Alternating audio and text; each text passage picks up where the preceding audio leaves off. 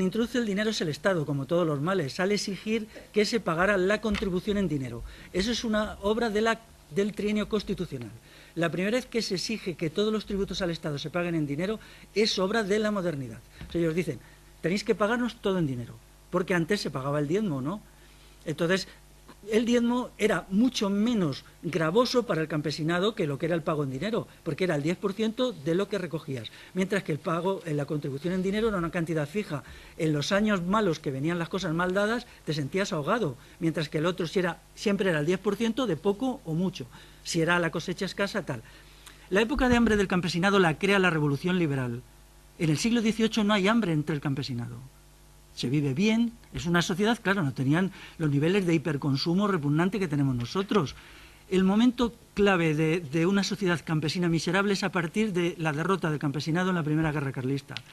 Eso hay una coincidencia de todos los historiadores que yo comparto. La guerra acaba en 1840, entonces hay un periodo de hambre que empieza en 1840 y acaba aproximadamente en el siglo o incluso en algunas zonas en la Guerra Civil. Y viene ocasionado por los altísimos impuestos que se exige al campesinado. Impuestos que pueden ser de hasta el 40 y el 50% de la cosecha, ¿no? Hay unas formas que son verdaderamente el Estado liberal saquea. Todo se paga con el sudor del campesino. La gente dice, se paga el clero, pero bueno, eso se paga el ferrocarril se paga con la sangre de los campesinos que tienen que aportar. Se paga la industrialización, se paga el ejército, por ejemplo, el ejército reconstruido en la segunda mitad del XIX. Es decir, que entonces un Estado que ha crecido mucho necesita muchos tributos y esos tributos hay que sacarlos del campesinado. Por ejemplo, la industria prácticamente no pagaba impuestos, ni el comercio, todo lo pagaba el campesinado.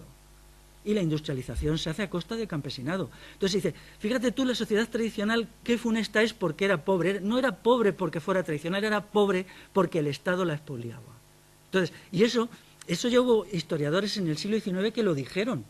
Por lo tanto, yo no puedo creer en ninguna solución estatal, ninguna, porque el Estado es el que ha destruido el mundo tradicional y el que ha destruido sus valores. Donde había participación ellos han puesto jerarquía, donde había colectivismo ellos han puesto propiedad privada, donde había no patriarcado ellos han impuesto el patriarcado a partir de la Constitución de 1812 y de la copia de lo de 1804 del Código Civil. Es que esas cosas no se quieren reconocer, me dan ganas de suicidarme. Es que es evidente. Aquí no, Felipe. Es evidente. No, es verdad, porque es que además, no sé, es como un muro que te estrellas. ¿Qué es el Código Civil de 1804 sino la imposición en toda Europa del patriarcado?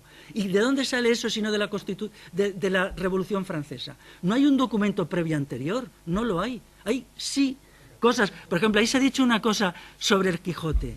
Bueno, sobre el Quijote habría mucho que decir, pero se refiere a las clases altas, no a las clases populares. Yo no estoy hablando de las clases altas se guiaban por la legislación no consuetudinaria. La legislación consuetudinaria, la sociedad dual tenía una doble legislación. Las clases altas se guiaban por el derecho romano y las clases populares por los usos y costumbres. O sea, era una sociedad dual, no como ahora que está homogenizada desde arriba. Entonces, todas estas cuestiones hay que entenderlas porque...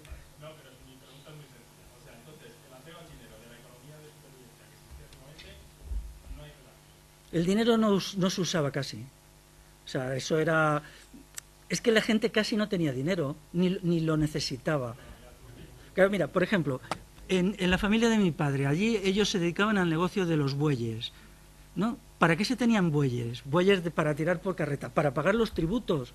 Todos se criaban bueyes, cada casa criaba 3 o 4, porque con eso se pagaban los impuestos. Los impuestos se sacaban de ahí. Y luego tenías el cereal, el ovino, todo esto para la casa, pero ¿no? Tenías incluso, si en vez de tener 3 bueyes tenías 2, tenías que dedicar una parte del cereal a pagar la contribución.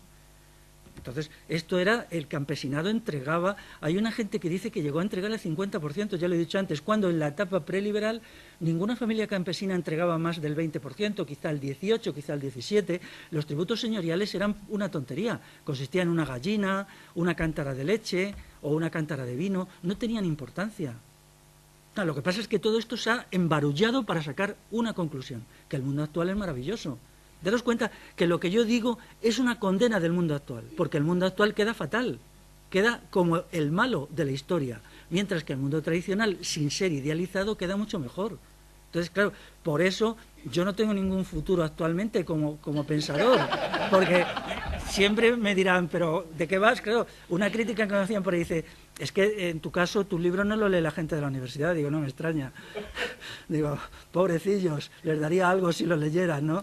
Pero yo entiendo que reflejan más la verdad que los suyos. Bueno, vamos a cerrar.